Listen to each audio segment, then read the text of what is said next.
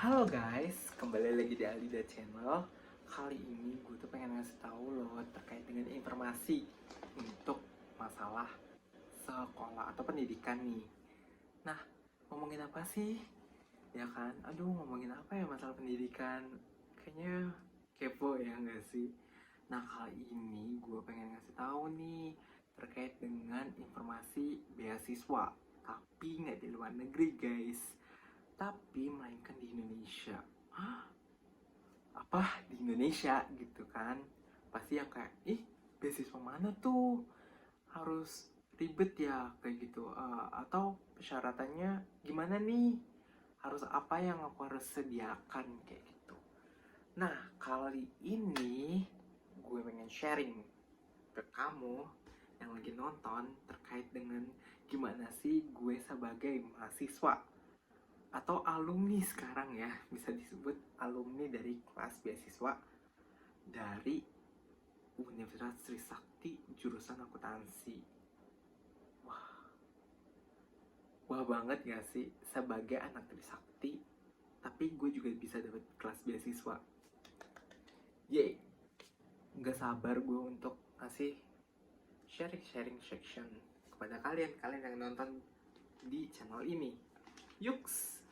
Oke, jadi gue pengen ngasih tahu ke kalian waktu awal-awal gue masuk atau gue keluar dari SMA, gue tuh langsung kayak mikir gue mau jadi apa, ya kan, kayak bingung gitu loh, gue mau ngapain ya. Terus akhirnya finally gue mencari-cari universitas-universitas gitu kan, universitas yang notabene bonafit lah buat gue sebagai anak SMA yang udah termindset gue pengen jadi pengusaha atau pengen jadi karyawan yang memang benar-benar uh, apa ya, kualitas karirnya sangat bagus kayak gitu. Akhirnya gue memilih universitas yang memang sudah tergambling bagus dari awal terkait nama ataupun terkait dengan alumni-alumninya.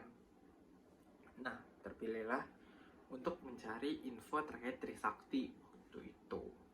Memang sih om dan tante gue ataupun adalah kerabat-kerabat gitu kan di Trisakti. Akhirnya gue berusaha untuk mencari informasi apakah ada kelas beasiswa. Ternyata ada kelas beasiswa untuk khususnya Fakultas Ekonomi dan Bisnis Universitas Trisakti. Dan akhirnya gue langsung mikir apakah cuma akuntansi. Ternyata enggak, ada juga manajemen dan ekonomi pembangunan. Tetapi pada saat gue masuk di part 2016, waktu itu angkatan 2016 gue masuknya, di situ cuman tersedia akuntansi dan manajemen, sedangkan ekonomi pembangunan itu belum dibuka untuk umum. Sebenarnya bukan berarti nggak dibuka untuk umum, tapi lebih yang kayak belum ada pendaftarnya kayak gitu. Jadi di kala itu gue mencoba untuk daftar di jurusan manajemen, tetapi cuman kalau nggak salah itu cuma 4 orang yang daftar. Jadi akhirnya waktu di awal tuh dibilangin lagi sebelum tes kalau misalkan kita tuh tersedia juga untuk khususnya akuntansi. Tetapi gue langsung mikir akuntansi susah gitu kan. Tapi ya udah nggak apa-apa deh gitu kan, coba dulu aja gitu. Dan notabene alhamdulillahnya gue juga nggak pantang nyerah orangnya kayak gitu, nggak yang oh iya gue nggak suka ngitung tapi gue nggak mau challenge, itu tuh kayaknya bukan gue banget gitu. Dan akhirnya gue daftar lah pada saat itu karena memang waktu itu SNM, SBM, SIMAK, gue sebenarnya lintas jurusan banget. SNM, SBM, SIMAK gue tuh maunya hubungan internasional atau international relation, tapi ternyata gak diterima nih gengs. Akhirnya gue milih untuk mencari new insight, new environment, biar apa ya, gue mendukung juga gitu apa yang dicita-citakan gue. Dan akhirnya di kala itu gue daftar, terus abis itu coba deh tes. Waktu itu waktu pertama kali itu gue lupa bulan apa, pokoknya kita dikumpulin dulu nih ya kan, masih apa, calon-calon mahasiswanya sama orang tuanya untuk ngumpul sama Bapak Yudi Lutfi selaku pengurus dari kelas beasiswanya. Jadi pada saat kegiatan tersebut otomatis ditampilkan dong kayak event-event yang telah dilakukan oleh kelas beasiswa. Terus gimana sih caranya kelas beasiswa itu biar tetap dapat 3. Oh iya, lupa untuk kasih tahu rulesnya apa. Sebenarnya rulesnya sama aja seperti kelas beasiswa yang lainnya mungkin ya. Kalau di kelas beasiswa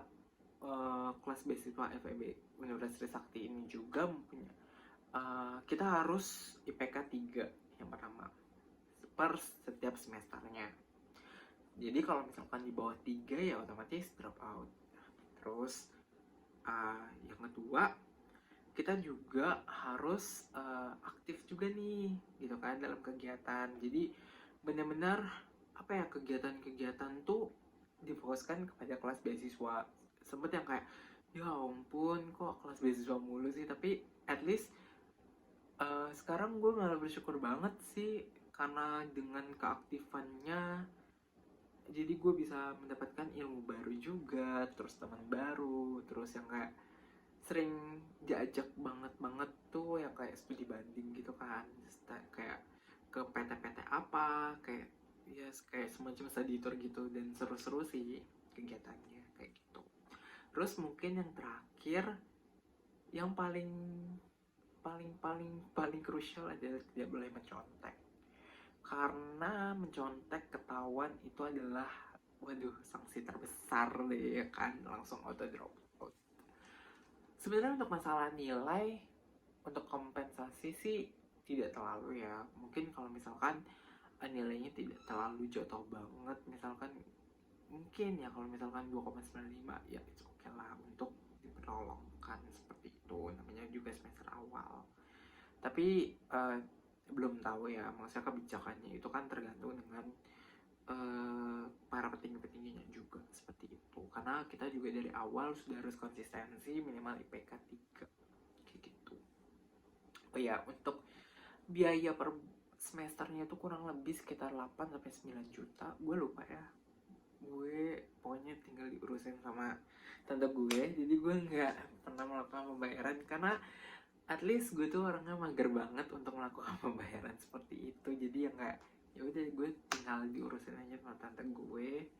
Jadi semua yang ngurusin tante gue tinggal terima beres aja, tinggal terima gue ujian. Tapi kalau nggak salah sekitar segitu sih. Dan kita nggak harus bayar yang kayak di uang apa sih?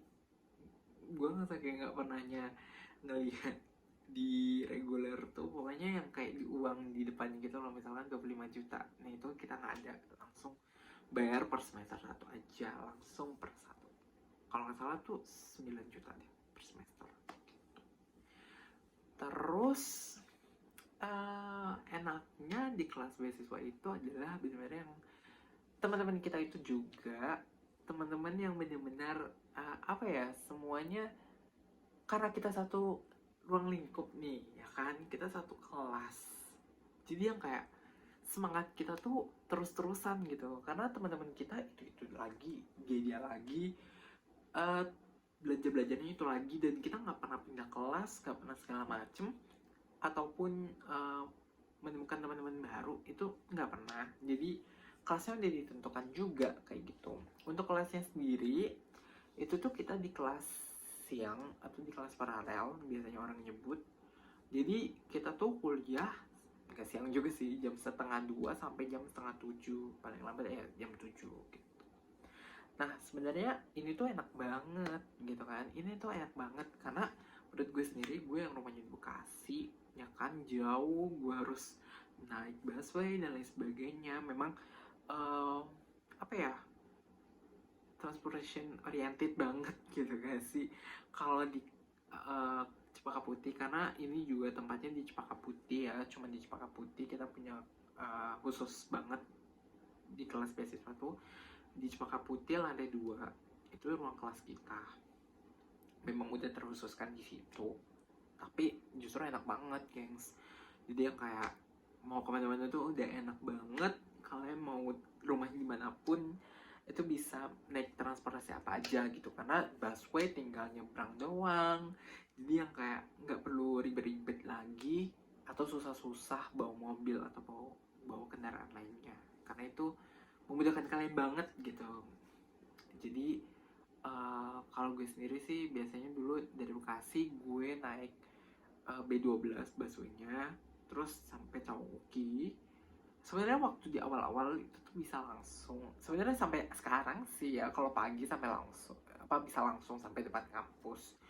Cuman karena gue berangkatnya selalu jam 11, karena di rumah juga kayak ya udah ngerjain PR tuh di rumah aja gitu kan. Jadi yang kayak ya udah jam 11 berangkat, terus ya udah naik B12 sampai Cawang-Uki, kebiasaan gue. Terus dari Cawang-Uki naik yang ke arah Priuk, intinya busway juga sih. Jadi kita nggak perlu turun, nggak perlu bayar lagi, cuman bayar 3.500 sekali jalan gitu. Nah, untuk yang misalkan rumahnya juga di Tangerang, sebenarnya efektif juga sih, karena banyak banget temen gue juga yang rumahnya di Tangerang. Dia itu naik kereta, jadi naik kereta sampai stasiun Jatinegara, setelah itu baru deh naik busway ke arah Tanjung Priok.